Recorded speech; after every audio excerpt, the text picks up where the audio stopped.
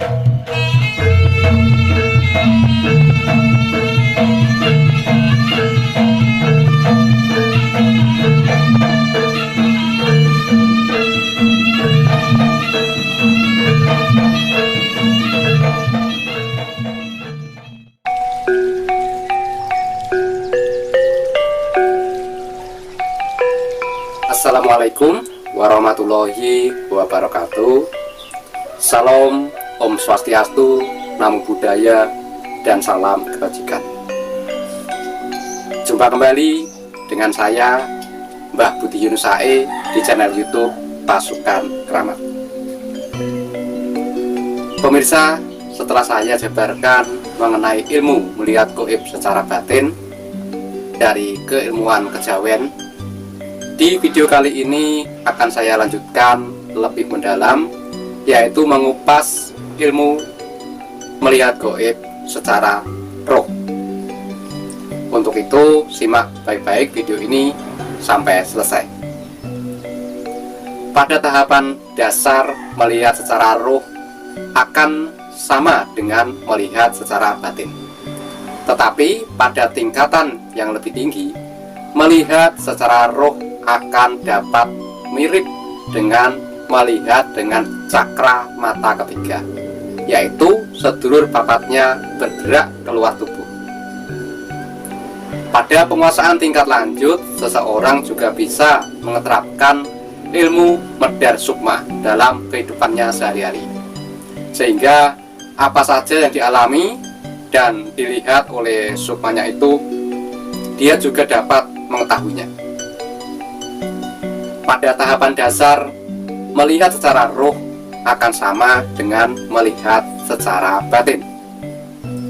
Kalau tidak kuat, lama berfokus pada kepekaan batin, seringkali yang kelihatan hanya sekelebat-sekelebat bayangan saja.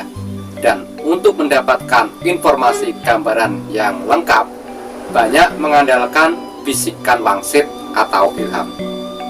Jadi, melihat secara batin dapat menjadi dasar untuk dikembangkan menjadi melihat secara roh. Pada tingkatan yang tinggi, melihat secara roh akan mirip dengan melihat melalui cakra mata ketiga, yaitu sedulur papatnya bergerak keluar tubuh. Tetapi ada perbedaannya. Melihat secara roh tidak mengharuskan adanya komunikasi antar roh melalui cakra energi mata ketiga, tetapi dilakukan secara kontak batin. Nah, itulah kelebihannya, yaitu tidak bergantung pada cakra energi mata ketiga.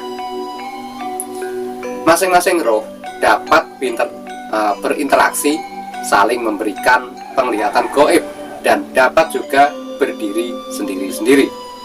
Dengan melihat secara roh, seseorang dapat melihat gaib dengan roh pancarnya saja, atau bisa dengan menerima penglihatan gaib dari roh sedulur papatnya, atau bisa juga dengan menggunakan kedua-duanya.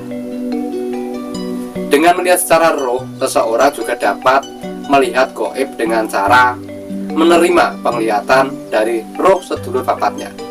Roh sedulur papat kita ya bisa pergi kemana saja, sejauh mana yang kita inginkan. Dengan melihat secara roh, seseorang dapat melihat gaib dengan roh pancarnya sambil sekaligus menerima penglihatan gaib dari roh sedulur papatnya, seolah-olah roh sedulur papatnya itu adalah pribadi lain yang tidak terkait dengan dirinya. Dalam hal ini, penerimaan melihat secara roh akan sama dengan penerapan ilmu medar sukma, yaitu rohnya dapat dengan sengaja dipecah, sehingga roh sedulur papatnya dapat terpisah keluar dari tubuhnya.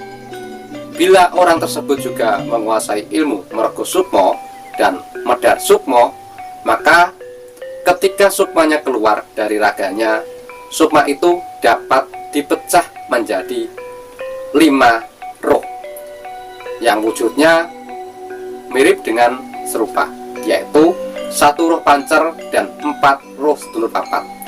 Roh pancer akan tampak lebih tebal dan jelas, sedangkan roh sedulur papat lebih tipis dan transparan.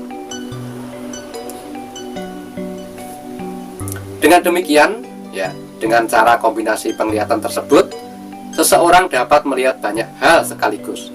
Atau bila difokuskan pada satu objek tertentu, seseorang akan dapat melihat dari banyak sisi dan akan memiliki pengetahuan lebih banyak, karena apa yang dilihatnya adalah penglihatannya sendiri ditambah penglihatan dari para roh sedulur papatnya. Masing-masing roh itu akan dapat berperan seolah-olah mereka adalah roh-roh yang berdiri sendiri-sendiri, sehingga antara mereka masing-masing dapat berkomunikasi dan bertukar pikiran, dan masing-masing dapat saling menceritakan apa yang dilihatnya dari sudut pandang penglihatannya. Bila penglihatan itu difokuskan pada satu objek tertentu, maka yang dilihatnya adalah penglihatannya sendiri atau pancer, ditambah dengan apa yang dilihat oleh para sedulur papatnya.